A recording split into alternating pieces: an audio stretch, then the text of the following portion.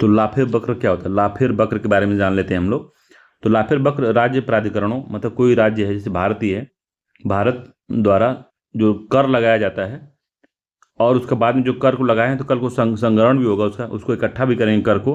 तो जो कर को जो हम संग्रहित करते हैं उसके बीच क्या संबंध है कि अगर हम कर, अगर मान लीजिए 10% है तो ज़्यादा हमको कर मिल रहा है, कि हम अगर कर 12% कर दिए हैं तो कर बढ़ा है कि कम हो गया है, तो उन दरों पे बताया जाता है।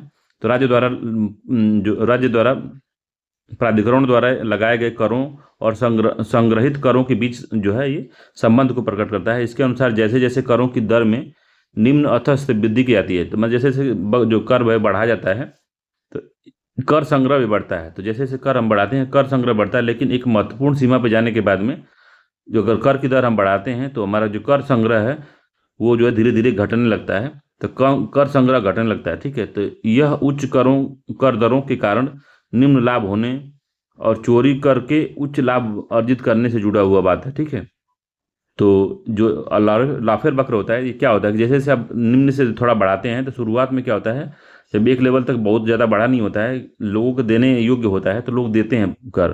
ठीक है, मगर एक ही सीमा आती है कि बहुत ज़्यादा टैक्स हो जाता है, तो एक सीमा के बाद में क्या करते हैं लोग, अब टैक्स इवेजन करने लगते हैं, टैक्स टैक्स अवॉइडेंस करने लगते हैं, तेज का जो टैक्स का कर वंचन करने लगते हैं। ठीक है, उसको इधर उधर करके कैसे भी इसको अपना पैसा बचाने के चक्कर में बहुत चैरिटी वगैरह इधर उधर दान वान देने लगते हैं ताकि टैक्स कम लगे हमारा। तो एक बात यही है कि अगर टैक्स की दर बहुत अधिक बढ़ा दिए हैं आप तो आपका मतलब ये संभावना कि आपका जो कर एकत्रण है या कर जो संग्रहण करते हैं वो कम हो जाए आपका।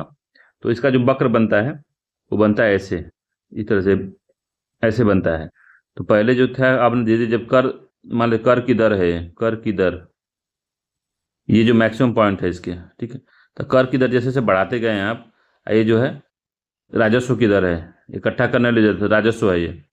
तो जैसे जैसे कर की दर हम बढ़ाते गए हैं, देखिए जो इसका जो ये है ये भी बढ़ता जा रहा है, जैसे जैसे बढ़ा रहे हैं वैसे बढ़ता जा रहा है। एक ऐसा पॉइंट आ रहा है, इसके बाद जो है कर अगर हम बढ़ा रहे हैं तो क्या हो रहा है, कर की दर फिर से नीचे घटती जा रही है। देखिए नीचे घटती जा रही है, यहाँ तक आ गई है, फिर यहाँ है घटती जा रही है। जैसे जैसे ऊपर कम ले चलेंगे, देखिए कैसे कैसे जा रहा है, तो घट रही है पूरा। तो एक एक लेवल तक बढ़ी है, दूसरे के बाद घटने लगी है, तो इसी को हम कहते हैं कि लाफेर वक्र इसी का संबंध बताता है कि जैसे कर की दर जो है उसके बीच में और जो कर इकट्ठा करते हैं तो उसके बीच में अंतर होता है।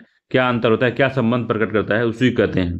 ठीक है, तो एक आर्थिक सिद्धांत है जो कर की दरों और कर राजस्व के बीच संबंध को दर्शाता है। यह वक्र यह सुझाव देता है कि कर को दरों में वृद्धि हमेशा राजस्व वृद्धि नहीं करती। ये यही बताता है कि कर में जो वृद्धि अगर आप करते हैं तो हमेशा ऐसा नहीं होगा कि हमेशा कर में वृद्धि होगी। ठीक है, यह वक्र इस बात पर जोर देता है कि कर की एक निश्चित दर पर सरकार को अधिकतम कर राजस्व प्राप्त होता है।